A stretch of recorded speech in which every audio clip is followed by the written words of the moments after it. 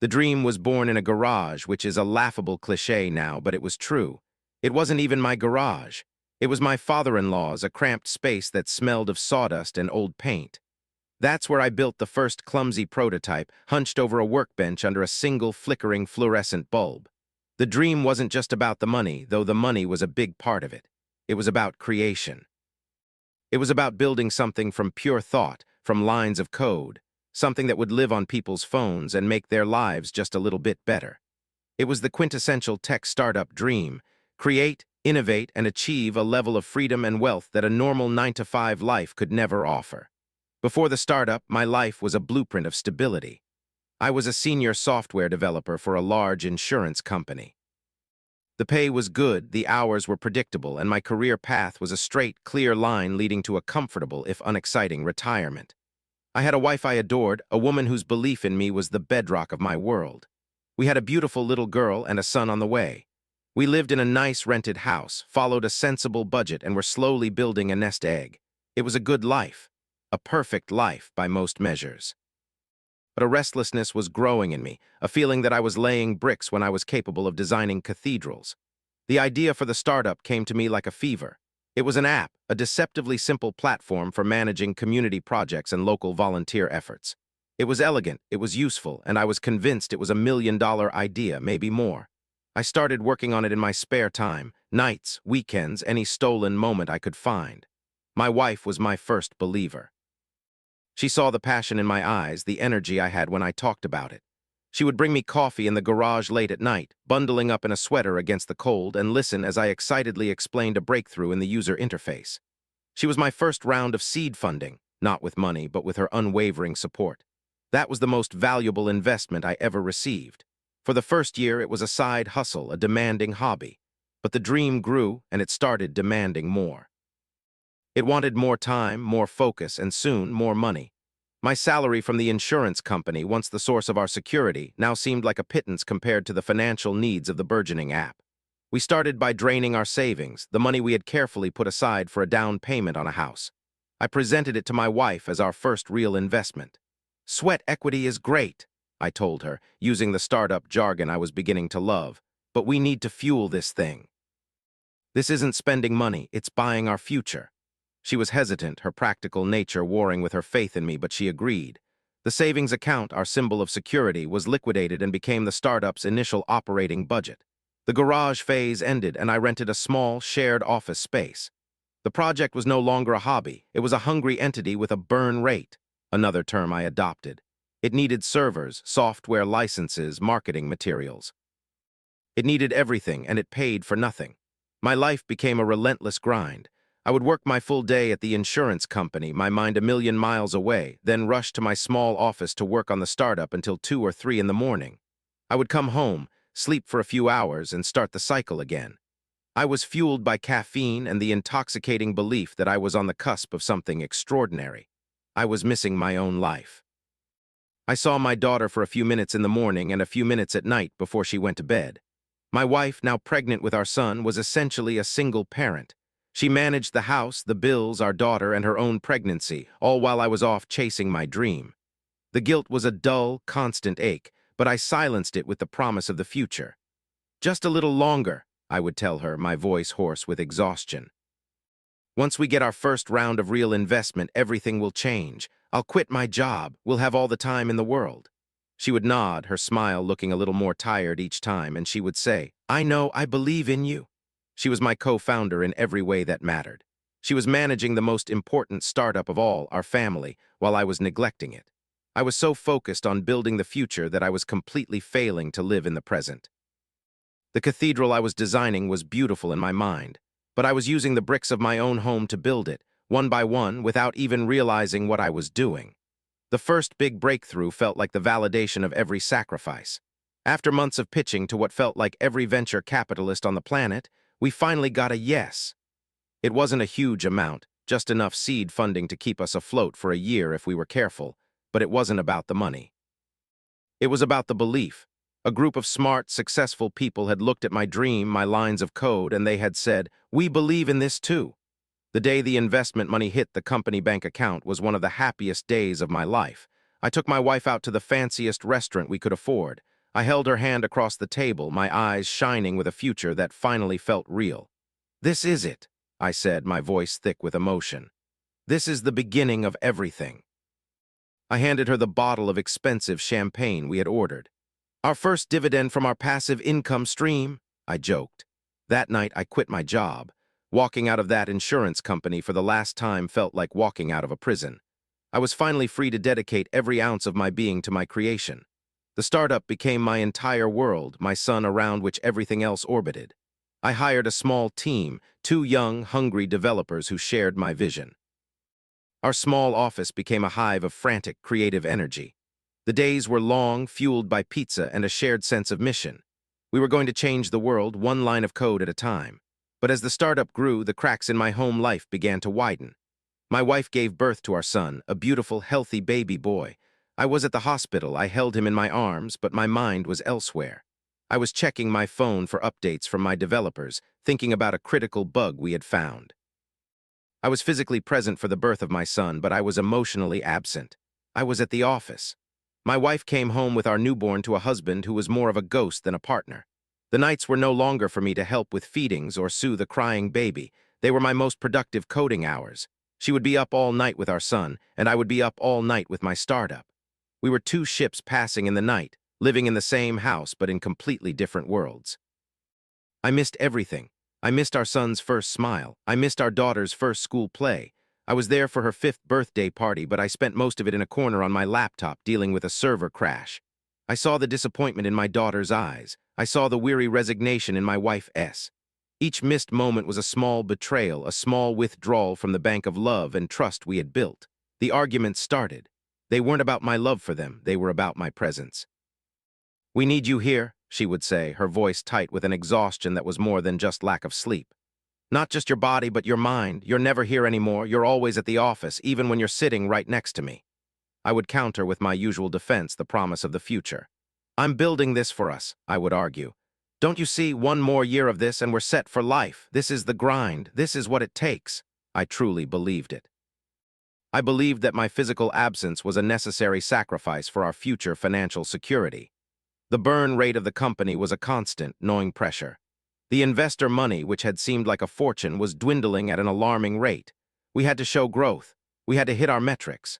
The pressure to succeed was immense, not just for myself, but for my investors and my small team who had put their faith in me. That pressure made me distant, irritable, and completely self-absorbed. My family got the worst of me, the dregs of my energy, the sharp edge of my stress.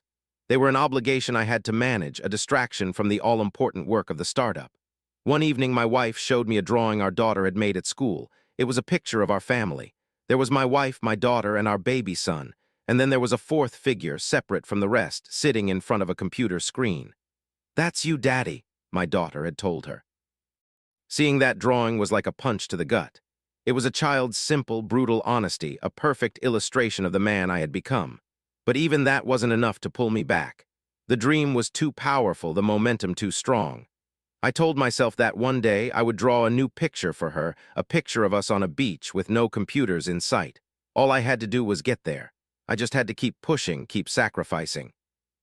I was running a race, and I couldn't see that I was running it completely alone, and that the finish line I was sprinting towards was a cliff.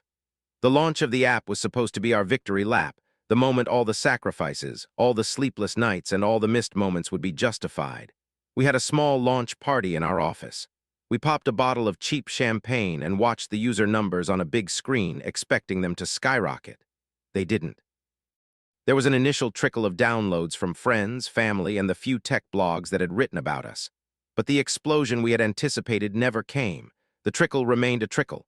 The days that followed were the most stressful of my life. We had poured everything into this launch, and the market's response was a deafening silence. The burn rate, which had been a theoretical pressure, was now a ticking time bomb. The investor money was almost gone. We had 3 months of runway left at best. Panic set in. The creative, collaborative energy in our office was replaced by a tense, desperate scramble. I pushed my team and myself to the breaking point. We worked around the clock, trying to pivot, adding new features, redesigning the interface, anything to find the magic formula that would make people care. We were throwing spaghetti at the wall, hoping something would stick. I was never home. I started sleeping on a couch in the office, telling myself it was more efficient. I would go days without seeing my children. My conversations with my wife were short, transactional text messages about bills or childcare. She had stopped trying to reach me, had stopped asking me to come home. A wall of silence had grown between us, thicker and more impenetrable than any firewall I could have coded. I was trying to raise our next round of funding, our Series A, but it was a disaster. The user numbers were too low, the growth was flat. The investors who had once been so enthusiastic were now distant and non-committal. Their polite no's felt like nails being hammered into my coffin. The original seed investor, the one who had given us our first break, finally pulled the plug. I remember the phone call. His voice was calm, clinical. He said they were not seeing the traction they had hoped for and had decided not to participate in any future funding rounds. It was a corporate execution, delivered without emotion. I hung up the phone, and for the first time I felt the icy chill of true failure. The dream was dead. The company was dead. It just hadn't stopped breathing yet. I went home that night, a defeated general returning from a lost war. My wife was in the living room packing clothes into a suitcase. Not my clothes, hers and the children's. My heart, which I thought couldn't break any further, simply disintegrated. "What are you doing?" I asked, my voice a hollow whisper. She looked at me, and there were no tears in her eyes. There was just a profound, devastating emptiness. "I can't do this anymore," she said, her voice flat, devoid of the anger or sadness of our previous arguments. It was the voice of someone who was already gone. "I have spent the last 2 years watching you kill yourself for a dream, and I've been a widow to it. Our children barely know who you are. This house isn't a home. It's a waiting room where we wait for a man who never shows up." I tried to interrupt, to protest, to make the promises I had made 100 times before. She held up a hand to stop me. "It's not about the money," she said, and I knew she meant it. "I would live in a cardboard box with the man I married, but I can't live in a palace with a ghost. You talk about burn rate. You've burned through our savings, you've burned through our time, and you've burned through us. There's nothing left to burn." She told me she was taking the children to her parents' house. She said she had filed for a legal separation. She needed to give her children a life with at least one parent who was fully present. I didn't beg. I didn't argue. I just stood there, paralyzed by the sheer, undeniable truth of her words. She was right. I had been so obsessed with creating a piece of software that I had completely neglected to maintain the most important operating system of all, my family. I had pushed update after update to the app while my marriage was riddled with bugs and my connection to my children had crashed completely. I stood on the porch and watched her load our children, my children, into the car. My daughter looked back at me, her face a mask of confusion. She didn't wave. As the car's taillights disappeared down the street, I was left alone in the echoing silence of the house. The startup hadn't just failed. It had been a neutron bomb. It had left the physical structures of my life intact, but it had vaporized all the people, all the love, all the meaning inside. I had nothing. No company, no investors, no wife, no children. I was left with nothing but the smoldering wreckage of a dream and an overwhelming, suffocating debt of my own making. The official death of a startup is a quiet, undignified affair. There are no funerals, just a series of grim administrative tasks. There were calls with lawyers to dissolve the company, calls with accountants to sort out the mountain of debt. I had to let my 2 young developers go, 2 kids who had poured their hearts into my failed vision. The look of disappointment in their eyes was almost as painful as the look in my wife's. I sold off the office furniture, the beanbag chairs, the whiteboard covered in my now meaningless diagrams, for pennies on the dollar. I was left with a single cardboard box of personal items and a crushing personal liability for the company's debts. The life I had known was completely gone. The man who had once confidently pitched his vision to rooms full of investors was now a man trying to figure out how to afford groceries. The shame was a physical illness. I couldn't face anyone. I moved out of our family home, a place I could no longer afford and whose memories were too painful to bear. I found a small, cheap room to rent in a house shared with strangers. My world had shrunk from a global ambition to 4 walls that smelled of damp and defeat. I needed a job, any job. My once impressive resume now felt like a document from a different person's life. The title founder and CEO was a mark of failure, not prestige. After weeks of searching, I took the only job I could get, working tech support at a call center. It was a brutal, humbling irony. I, who had dreamed of creating the next great piece of software, was now on the front lines, patiently explaining to frustrated customers how to turn their computers off and on again.